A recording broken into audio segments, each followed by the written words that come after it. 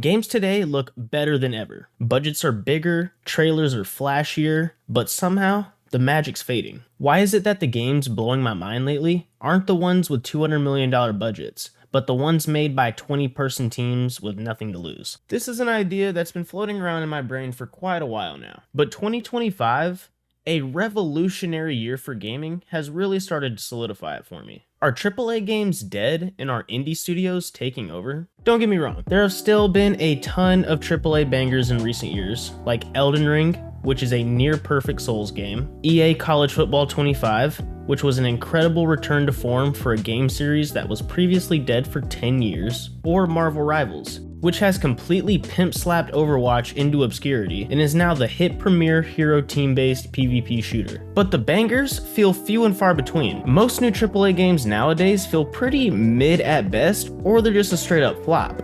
But why is that? What are indie studios doing right that AAA studios just can't seem to grasp? AAA used to mean top-tier quality, but now it often means top-tier bloat, broken launches, and please buy our season pass. The biggest problem with AAA games nowadays is that they cost an absurd amount of money to make, which is a massive risk for dev teams creating it, which in turn makes them shy away from actually taking any sort of risk. Publishers cannot afford for these games to flop, so they often just play it safe. Some great examples of this would be Call of Duty and Assassin's Creed. I mean, why would you try to get bold and innovative when you can just follow a blueprint of what worked last year again and again and again? Another issue plaguing AAA games is chasing trends or what's hot right now. It feels like most of these studios are just trying to follow a very tight checklist of what's working for other games. Open world? Check.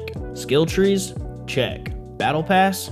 You betcha. This often results in games feeling soulless, like they're just reusing spare parts from last year's blockbuster title. An example of this would be Ubisoft. So many of their single-player stories often feel like the same style of map with the same busy work, just a different coat of paint. For whatever reason also, the studios with the most money backing them seem to have the hardest time releasing a title that actually works on day one. I can't tell you how many titles we've received in recent years that just completely do not work upon release. Cyberpunk, Redfall, Battlefield 2042, I mean, it quite literally feels like a coin toss asking a AAA game to actually work on day one. It feels like these studios are rushing to meet a deadline, then saying, it's alright, we'll just fix it later, after they've already charged you $60 to $70 for it. Imagine if you went to like a restaurant and winded up paying like $70 for a meal, alright? That was pretty mid. The food wasn't even good, but they tell you, don't worry, it should taste better in about a month.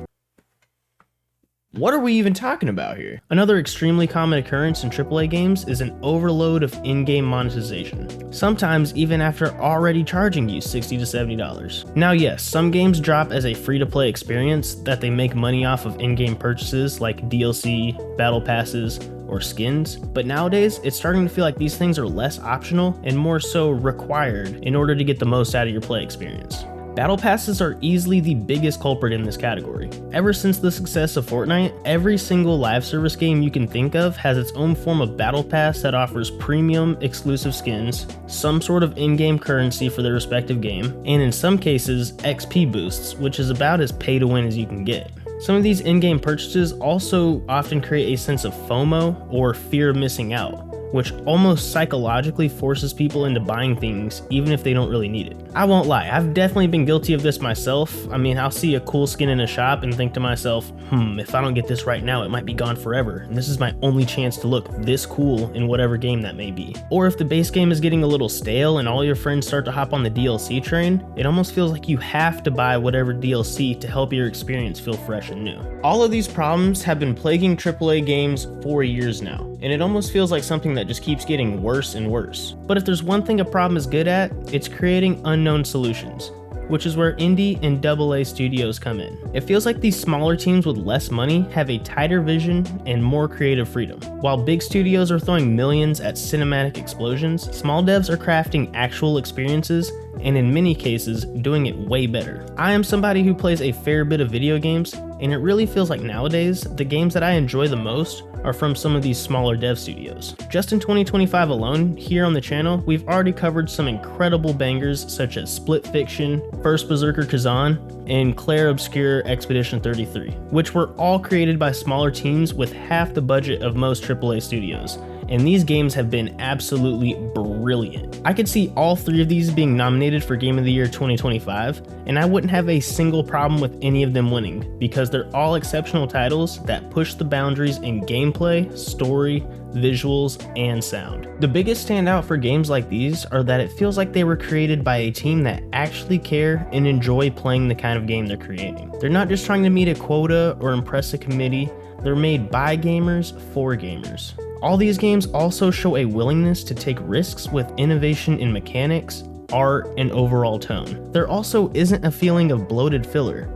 Everything in the game feels purposeful with very focused gameplay loops that are thoroughly enjoyable. There's genuine heart in these games, not just hype. When you play something like Expedition 33, it feels like the devs actually made the game that they envisioned and wanted to make, not what a publisher thought would sell the most skins. While I do feel like indie teams are slowly taking over the industry, one thing's for sure, when AAA hits, it hits hard. When a AAA studio really puts their mind to it, they can certainly deliver genre-defining experiences that small devs simply can't match in scope, spectacle, or polish. Some things AAA has over indie studios are the fact that they often push the technical boundaries of game creation with new engines or advancements in visual fidelity, motion capture, AI tech, etc., which in turn raises industry expectations that eventually trickle down to smaller studios. The sheer scale of AAA games is also something you don't typically see from indie devs because they simply don't have the budget for big open world RPGs or 80-hour storylines with massive replayability. Some of my favorite examples of this would most definitely be Elden Ring, which is a masterclass in world design and ambition. Indie studios simply can't afford to create worlds this vast and this good. Or how about God of War Ragnarok, which is a cinematic, emotionally resonant experience with blockbuster quality voice acting and animation. Or Spider-Man 2, with top-tier traversal, insane polish, and high-quality storytelling. No indie team is going to give me a boss the size of Central Park, taking over New York City while a full orchestra scores my panic.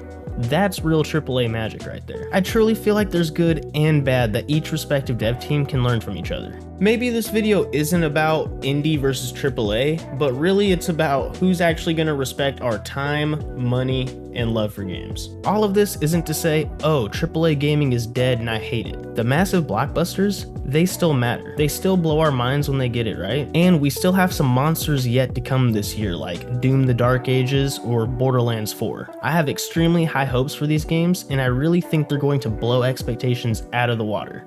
But here's where I'm at right now. We don't need less AAA games, we just need better ones. The two titles I just mentioned are also both great examples of AAA studios that have genuine passion for their product and are taking their time to get things right. But we're also in this weird moment where some of the best, most creative, most fun games aren't coming from $500 million mega studios with 800-person dev teams. They're coming from these tight-knit, focused teams that are just out here to make cool shit. And honestly, especially after Expedition 33, I'm starting to trust the underdogs more than the giants. And with that being said, folks, that's just where I stand on this topic, but what about you? Are AAA games still delivering for you? Or are you finding more magic in smaller, tighter games like Expedition 33 or Split Fiction? If you're still here listening, wherever you stand on the topic, drop it down below in the comments and let me know what you think, because I would love to hear it. And hey, whether it's AAA or indie, just play good games, big dog.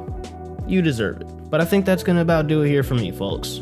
If you enjoyed this video, please make sure to hit the like button and subscribe for more content like this, because your boy would thoroughly appreciate it. This has been Lunar, and welcome to Bound.